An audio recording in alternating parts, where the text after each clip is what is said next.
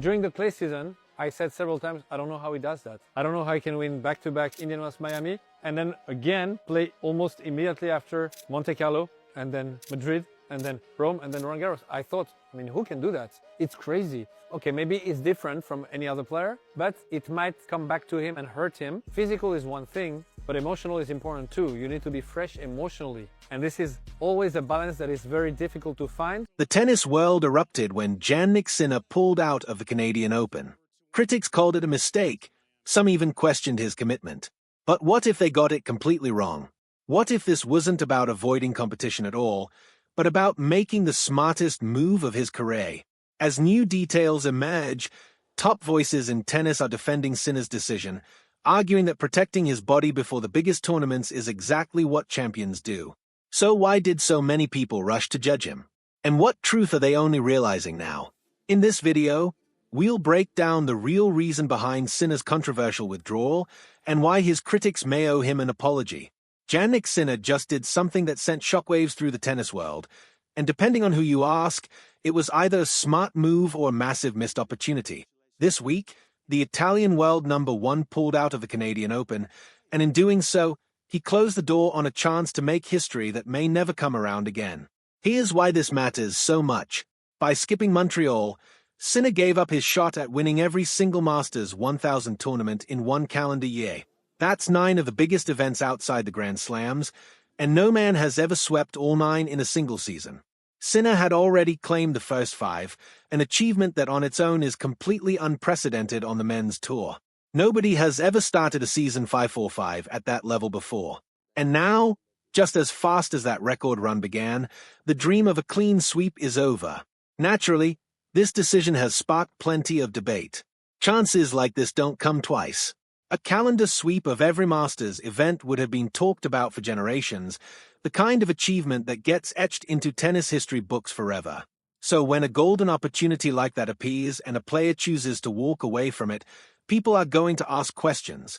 Some fans and pundits are already saying alarm bells should be ringing, that this points to something concerning, maybe fatigue, maybe a body that's breaking down, maybe a sign that changes need to be made to how the tour schedules its biggest stars. But here's the thing. When you actually stop and look at where Sinner is in his career and what he's really playing for, this decision makes a lot of sense. In fact, it might be one of the smartest calls he's made all year. Let's put his career into context. Sinner is only 23 years old, and he already has 5 Grand Slam titles to his name. Think about that for a second. Most players spend their entire careers chasing just one major trophy. Sinner already has 5, at an age where a lot of top players are still trying to figure out how to win their first. And it's not just Sinner rewriting the record books. Alongside Carlos Alcaraz, these two have completely taken over the sport's biggest stage.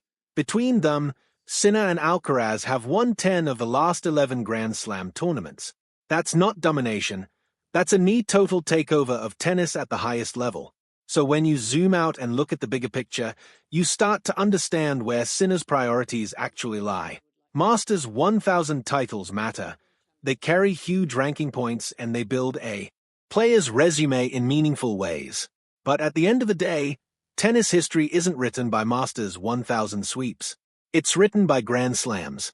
It's written by how many major titles a player can stack up over a career and how long they can stay at the top of the game while doing it.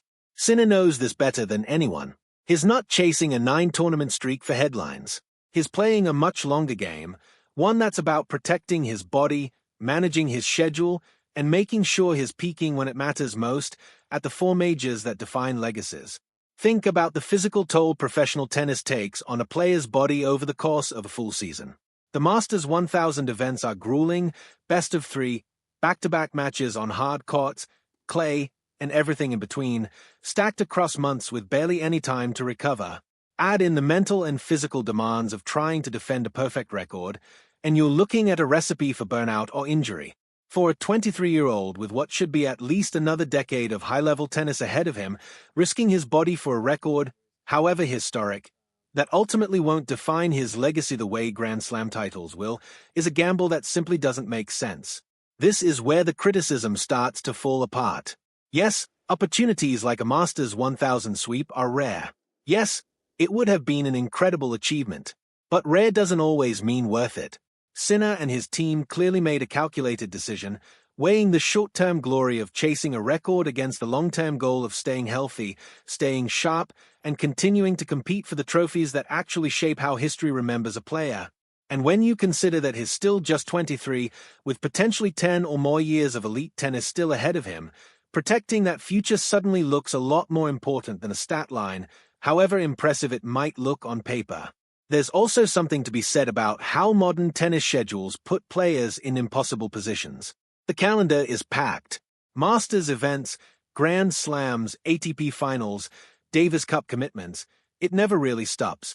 Asking any player, even one as dominant as Sinner, to play through every single one of these events at full intensity without any dips in form or health isn't realistic. Something has to give at some point. And rather than pushing through and risking a bigger issue down the road, a pulled muscle, a nagging injury, months on the sidelines, Sinner made the choice to step back now, on his own terms, rather than being forced to later. So while some are ringing alarm bells and saying this decision signals trouble on the horizon for the ATP Tour, the more sensible read is that this was simply smart management from a player who understands exactly what he's building toward.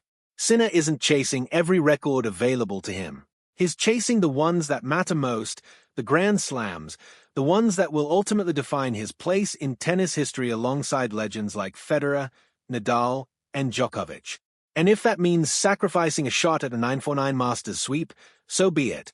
At the end of the day, this is a player who has already rewritten the record books once this season by winning 5 consecutive Masters titles, something nobody in the history of the sport had ever done before. That alone should be enough to silence any doubts about his ambition or his fitness. The fact that he's willing to walk away from an even bigger record in order to protect his body and focus on what matters most tells you everything you need to know about how seriously Sinner is thinking about his long-term career. This isn't a red flag. This is a champion playing the long game, and if his run over the past few seasons is anything to go by, it's a game he's very good at winning.